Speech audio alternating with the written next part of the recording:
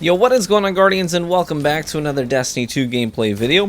Hey, in this video I'm going to be giving you a quick guide, a very quick guide on how to clear easily the Perdition Lost Sector, Legendary Lost Sector, so that you can get your hot new exotic loot, like the Baccharis, like the stars, or my personal favorite, the Dawn Chorus, which in my honest opinion is probably one of the best, the absolute best Warlock exotics that we've gotten in a while. I love this thing. Can't wait to break it down in another video. Alright, let's take a quick look at the build here. I'm using the No Time to Explain for consistent DPS. I'm using the Adored because you're going to need an arc weapon. I prefer Sniper. I'll talk about that later in the video. Falling Guillotine is the heavy weapon I'm using. And then in terms of my armor, it's really not about the exotic armor I chose. It's more about the perks. So Sniper and Sword Finder are a necessity for this build. Obviously, anti-barrier pulse rifle mod is necessary as well, because you've got 2 barrier champions and 2 overload champions. I'm using, so here I'll show you on the bond. I'm using the Surge Eater and Thermal Overload combination so that I can throw my Dusk Field Grenades on stasis, because these work with stasis. I'm going to throw my Dusk Field Grenades to stun the Overload champions. You can get 2 stuns with 1 grenade there. And I'm rocking about 1234 for my power level, but you can honestly do this. You know, I would recommend 1225. You can do it less than that, like 1220. I got my first clear at 1220.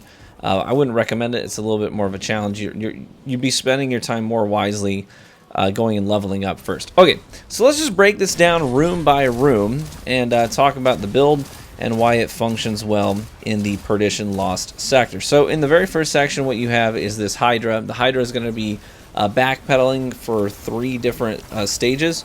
This is stage 1. So at stage 1, in this first room, what you really want to do is clear out some of the Harpies. Now, let me talk about the sniper rifle a little bit. I'm using the Adored sniper rifle just because it was high, high light level. It also has Vorpal on it, which is going to come in handy later. But it's arc, and that's important. So I'm going to break the shields on the Harpies. There's a ton of Harpies in this first section of the Lost Sector and in the boss room of the Lost Sector, and they all have arc shields. So you need something to pop those shields consistently. You can use a primary weapon like an SMG or something like that if you wanted to, but I prefer to use a sniper rifle because I'm also going to use the sniper rifle against hobgoblins, because I got hobgoblins in towards the end of this first section of the Lost Sector and later in the Lost Sector, as well as the boss room. So I like to have a sniper rifle to take them out easily before they can do a lot of damage. The sniper rifle is also very handy in taking down the barrier champions later in the Lost Sector. So we'll show that when we get there. Now in this first section, I'm going to clear some of the Harpies, but you really want to get straight to damaging the Hydra. So he has these sort of health gates where if you do a certain amount of damage, he's going to backpedal. So in the very first room here, I'm just going to focus on just taking out some of the Harpies on the close right, so that they're out of the way, because they will float up and shoot you. The Hydra then is the #1 priority.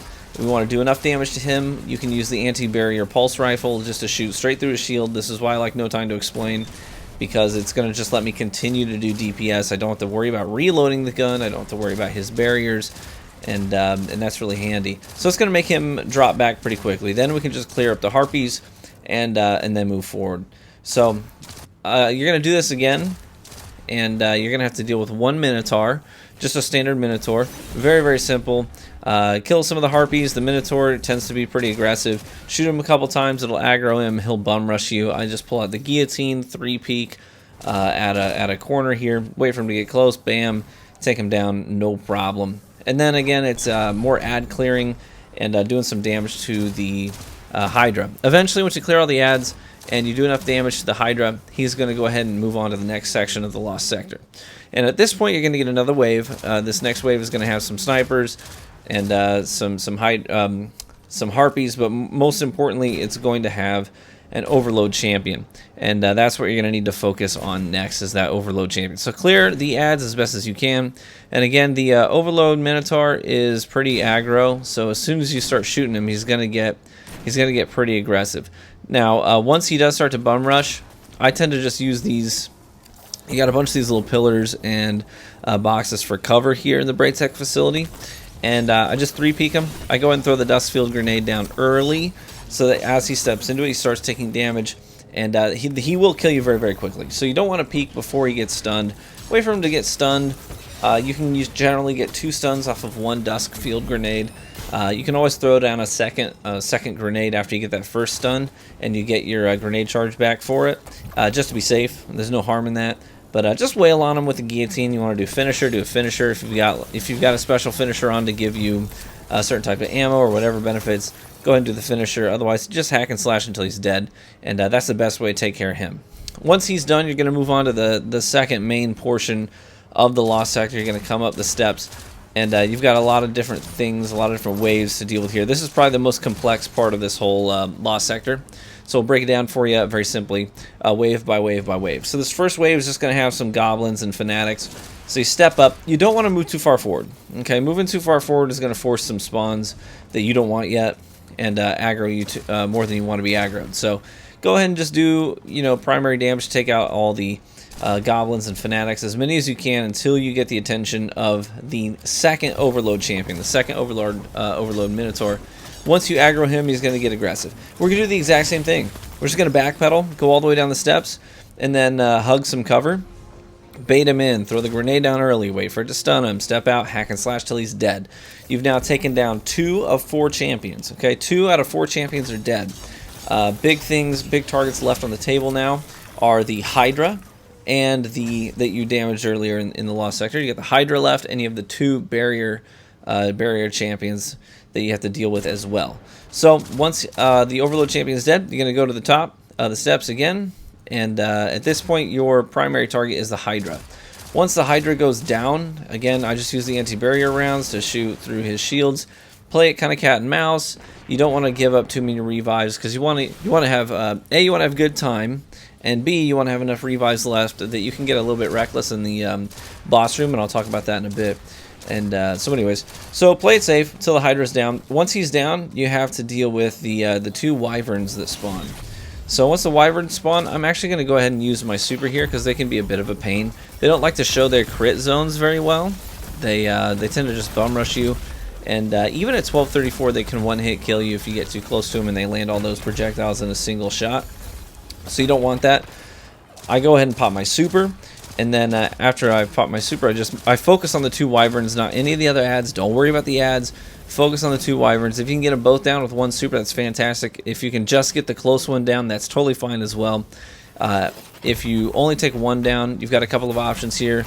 You could bait him to a corner, aggro him and bait him to a corner, and then go to town with the guillotine. I actually recommend just stay back, use your special weapon, use your primary weapon, just to whittle the other wyvern down until he's dead. Don't underestimate those guys, because they can be a bit of a pain, and it's a shame to give up an unnecessary revive to a wyvern, just a red health bar ad.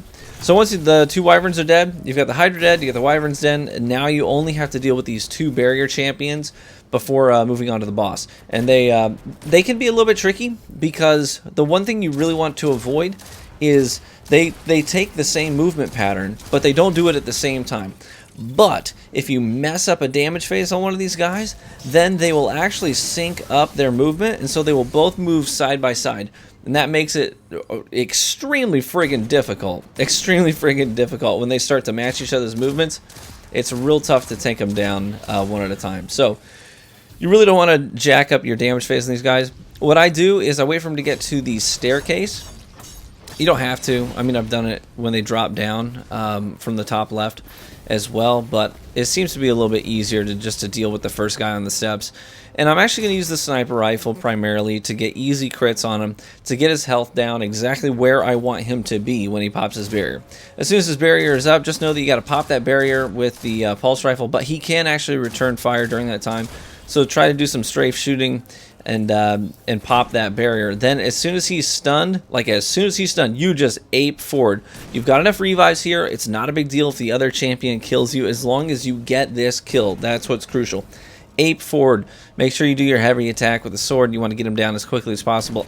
I don't even bother with the finishers on this guy, because it would really suck for the second champion to kill you mid-finisher. You don't want that to happen. Just take the sword kill, take the easy sword kill, and get out of there, okay? So once that first barrier champion is down, you can backpedal and then just reset again. You might have a couple of goblins to take care of, no big deal. Make sure all the ads are gone before you deal with the barrier champion. And once it's just you and him, same drill. Pull out the sniper rifle, do some damage in the torso and the abdomen there. And then once he pops his barrier, make sure you stay safe. You can actually use some of the smaller boxes in the room as a head glitch to avoid incoming fire while you pop his barrier. Once the barrier's down, ape forward, use the sword, hack and slash till he's dead. Easy peasy lemon squeezy. Now you're onto the boss room. Okay, now you can get into the boss room in under 10 minutes. I've done it several times. It's not a big deal. If you've got some time to work with here, that's best. Okay, just because remember, if you get to 15 minutes on the clock, your revives, it doesn't matter if you have 57 revives. Obviously, this is impossible. It doesn't matter how many revives you have. You don't get to revive after 15 minutes. So, as soon as you get to the boss room, look at the clock. See how much time you have to work with here.